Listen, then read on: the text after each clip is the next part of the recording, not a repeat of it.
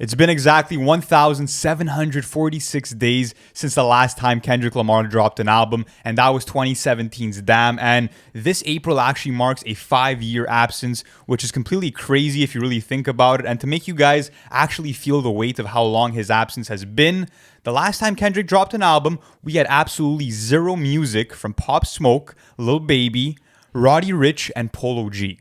They had full careers since then. Like full-blown careers. Well, exactly, because they had no music out. Yeah, true. April 14, 2017. That's crazy. None of those artists had music out. Not only that, but Tyler, the Creator, managed to have one of the best 3-album runs of the last decade with Flower Boy, Igor, and Call Me If You Get Lost. And a group like Brockhampton had their entire career play out because they dropped their debut album in 2017 and had 6 albums come out since then and actually disbanded as a group a couple of weeks ago. So we're seeing that so much has happened in the hip-hop universe since Kendrick Lamar actually dropped music, and it's looking like he might be back for a 2022 release finally. Okay, so this is how I feel about this whole thing, all right? Because you guys have been following us for a while. I mean, we've covered Kendrick rollouts on the channel, and if you guys aren't subscribed already, please do so, because we are trying to cover this one. I mean, it's 2022. Hopefully, the fingers are crossed. We are going to be getting a new Kendrick Lamar album, but for the most part, I mean, this is where I'm at with the whole situation, because if you go back to 2020, especially in March, when he had started the whole PG Line Collective, and then,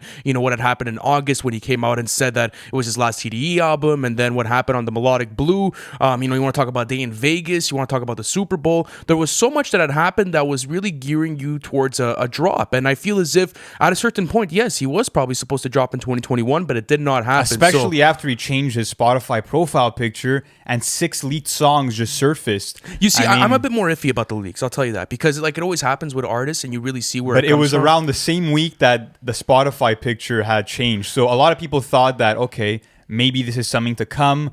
Apart from that, lately there's also been a rumor that he's going to drop on February 4th of 2022, but that was proved to be false because it was some fake website that was created, which I believe was called Oklama2022.com. Yeah, absolutely not. That was definitely fucking fake. But in more recent news, what Kendrick's been up to is he's actually going to be producing a film with Day Free as the PG Line Collective alongside 2 writers who actually worked on South Park that go by the name of Matt Stone and Trey Parker. And apparently, this is a report that comes to us from Variety, and they say that this is for a live-action comedy that will be produced by the Paramount Studio. And yeah, this goes into production in spring of 2022. So it's just cool to see that Kendrick is kind of focusing on other projects, you know, apart from music. But as fans, I'm sure people are concerned to be hearing that, you know, he's doing everything but giving us the fucking album. Well, I mean, you know? at the end of the day, yeah, it's his career. He decides what he does with it. And if he wants to go into film, fuck it. I'll watch every single piece he puts out. But I mean, sure. Regardless, it's like exciting for fans. It is exciting for fans because you get to see him in a different art form. But at the current moment, I think the question is, will he drop this year? Because there's a lot that goes into that, right? Like, it's 2022. A lot more people are going to be dropping. And I want to take it back to the Melodic Blue because he did have subliminals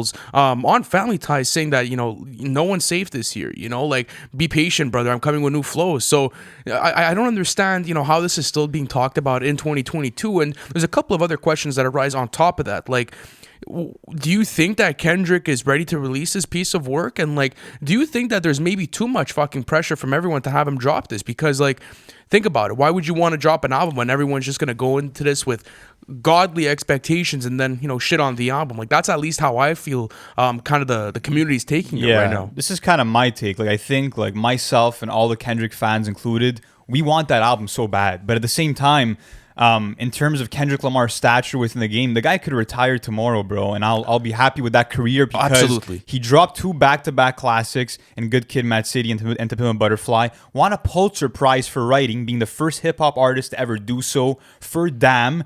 And at this point, a Kendrick Lamar album is just a fucking event, bro. Like, I compare it to the World Cup because I know that I have so much to, I would say, to actually to sit with after a Kendrick Lamar album drops. He gives me so much substance and there's so much density to his albums that I can go 4 or 5 years without it just because I know I'm getting art. I know I'm getting fucking quality. So that makes me okay with him not, you know, dropping. But it does raise a question like, is he like retired now? Is he? Well, I mean, a 5-year wait's a long time. 5-year wait is definitely a long time, but I mean, there's artists that definitely take that time to be able to craft projects, and I feel as if someone like Frank Ocean is in a similar boat right now. But not many can. That's the difference. But again, Kendrick can, but not many can. Frank Ocean can. There's a couple of other that can, and I feel as if now you're looking at it. If you look at Jay-Z, people do consider him retired, even after a written testimony and everything else he's done.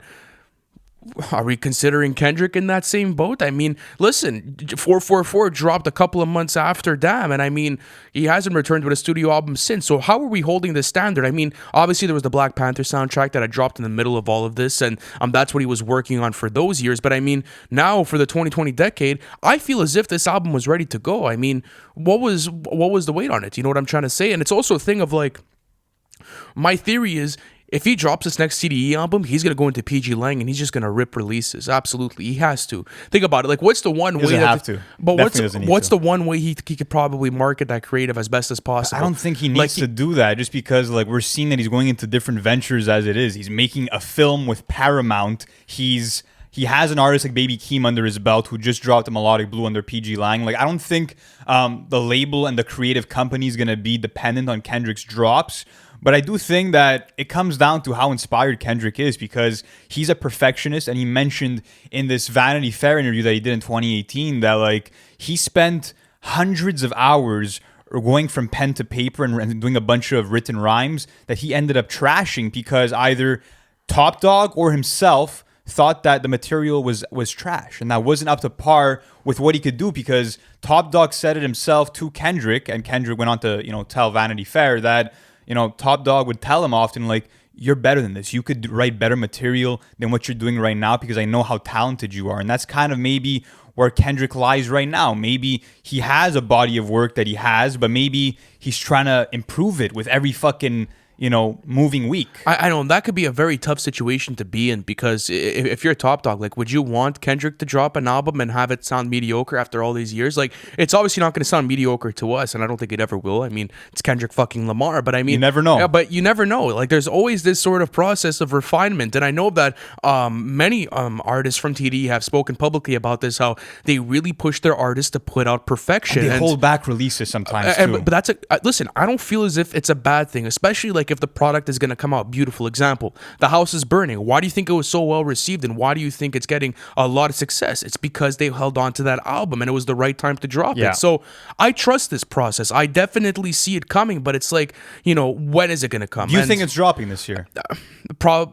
Yes or no? I want a yes or no answer. I feel as if I said too many times yes for last year and I fucked up everything and I jinxed it, so I'm probably going to say no. And I hope I'm wrong. I definitely hope I'm wrong. I think it's 100% coming out. And really? Okay. Yeah, it's just because I feel like, I was expecting to drop, to be honest, at the end of 2021, just because I know how competitive of an artist Kendrick is. And last year we had giants such as Cole, Drake, and Kanye coming out. So I thought that was going to be Kendrick seizing that opportunity. Okay, but listen, there's an opportunity arises, okay? Think about this. We've talked about on several occasions on the podcast how 2022 could shape up to be even more of a competitive year this year. Exactly. Like, Drake's been releasing music for the past 8 years every single year.